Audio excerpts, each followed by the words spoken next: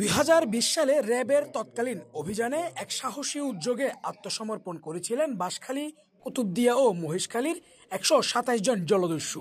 একজন সাংবাদিকের সহায়তায় সংগঠিত এই আত্মসমর্পণ ছিল দেশের নিরাপত্তা বাহিনীর এক ঐতিহাসিক সাফল্য।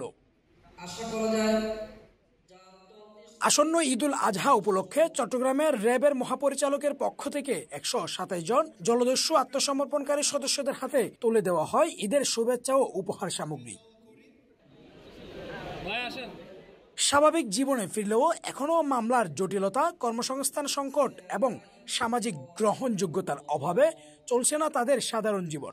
আর তাই আত্মসমর্পণ করার সময় সরকারের দেওয়া প্রতিশ্রুতির দ্রুতই বাস্তবায়ন চান আত্মসমর্পণকারীরা। তো আসলে কিন্তু আমরা আত্মসমর্পণ করেছি আগের সাথে সুবিধা ভোগ করার জন্য, যেহেতু আমাদের কিছু মামলা ছিল, মামলাগুলো প্রত্যাহারের কথা ছিল, কিন্তু এখনও কিন্তু আমাদের প্রত্যেকটা মামলা প্রত্যাহার হয়নি। আমরা কাগজটা কিন্তু ক্লিয়ারলি পাইনি। ওগুলো যদি আমাদের প্রত্যাহার হয় তাহলে আমাদের ভালো। আক্রমণের হাত ধরে আমরা কী করলাম, আত্মসমর্পণ করলাম।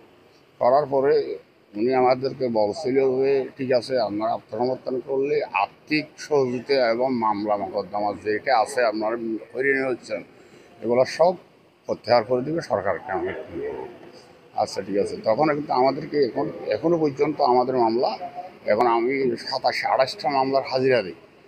এখন কোনোদিন এই মামলা হাজিরা দিয়া এখন আমরা ফ্যামিলি চালাইতে আমাদেরকে কষ্ট হয়ে যাচ্ছে। র্যাবের দেয়া উপহার নিতে এসে ক্ষোভ নিয়ে এসব জলদস্যুদের মধ্যে অনেকেই বলছেন, আমাদেরকে সুন্দর জীবন উপহার দিবে বলে প্রতিশ্রুতি দিলেও তা দিতে পারেননি সংশ্লিষ্টরা। আমরা এর চেয়ে আগেই ভালো ছিলাম। আত্মসমর্পণ করে বালা ফাতো তাই কি হবো, বালা ফাতো তানেরা আর মানে কি তার আরো দূর গিয়াত ফেলা দিয়ে আর টিয়া দিব হয়ে দেগুন চাই, জাঙ্গা দিব হয়ে দিয়ে চাই আর পয়সা আছে দেখুন মানে কি হন পালা একান শাশুড়ি দিব লাইন দিলে গিয়া চাই। সরকার আর আত্মসমর্পণ করিব, হয়তো আত্মসমর্পণ করার পরে পুনর্বাসন স্বরাষ্ট্রমন্ত্রী হয়তো পুনর্বাসন করিব, বিভিন্ন চৌরি দিব হইয়ে বিভিন্ন মানুষের সুযোগ সুবিধা হয়ে আর কিছু না ভাই, অনেক কিছু না ভাই। শুধু আর বছরে অনুষ্ঠান করি গেলে এই আর ফাইট দেখি এখনো কিছু না ভাই। তাদেরই একজন নূর হোসেন 2020 সালে ভালো ও সুন্দর ভবিষ্যতের আশ্বাসে ডাকাতি ছেড়ে দিয়ে আত্মসমর্পণ করেন, কিন্তু ভালো জীবন তো পায়নি, বরং বর্তমানে মামলার হাজিরা দিতে দিতেই চলে যাচ্ছে তার জীবন। তাছাড়া পরিবারের পাশে দাঁড়াতে পারছেন না বলেও অভিযোগ করেন তিনি। যতগুলো মামলা আছে সব কিছু মানে প্রত্যাহার করার কথা ছিল, এখনো একটাই করে নাই। সব মামলা আমাদের দিকে চালাইতে হচ্ছে, আমাদের খুব কষ্ট হচ্ছে। মানে এক মামলায় চিটাঙে হাজিরা দিতে আসলে হয়তো মামলাতে 2,500 টাকা করে খরচ হয়। এখন কি আমরা সংসার চালাবো নাকি মামলা চালাবো? আমাদের কি সরকারের যেরকম সুযোগ সুবিধা দেওয়ার কথা ছিল কোনো কিচ্ছু দেয় নেই। আমাদের সংসার চলতে অনেক কষ্ট হয়। আমি রোজগার করি মাসে 10,000 টাকা, আমার সংসারে খরচ হচ্ছে 30,000 টাকা। বাচ্চার খরচ আছে, আমার মামলা খরচ আছে, আমার প্রতি মাসে মামলা খরচ হয় 15-20,000।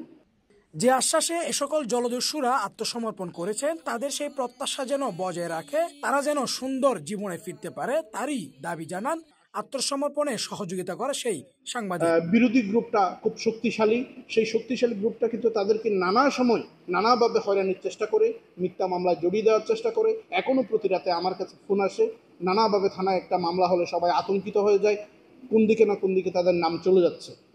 তো সেই বিষয়গুলো মাননীয় অধিনায়ক মহোদয়ের কাছে আমি বিনীতভাবে অনুরোধ জানাবো, সেই বিষয়গুলো যেন সংশ্লিষ্ট থানার সাথে একটু আলোচনা করে তাদের বিরুদ্ধে যে আনিত অভিযোগগুলো যাচাই বাছাইয়ের জন্য আমি বিনীতভাবে অনুরোধ জানাবো। এ সময় র্যাব 7-এর অধিনায়ক লেফটেন্যান্ট কর্নেল মোহাম্মদ হাফিজুর রহমান জানান, তাদের যে আশ্বাস দেওয়া হয়েছে পূর্বে তা নিয়ে সংশ্লিষ্টরা কাজ করছেন।